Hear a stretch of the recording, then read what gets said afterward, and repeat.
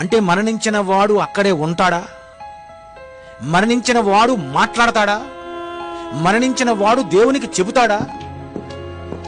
రక్తం యొక్క స్వరము నేలలో నుండి మొరపెడుతుంది అంటే, అయితే ఎవరైనా చనిపోయిన తర్వాత, హత్య చేయబడిన తర్వాత అక్కడికి వెళితే ఆ రక్తము మాట్లాడుతుందన్నమాట.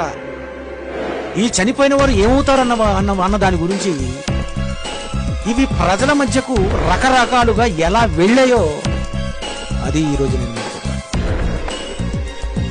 మొట్టమొదటిసారిగా ఈ భూప్రపంచంలో మరణించినది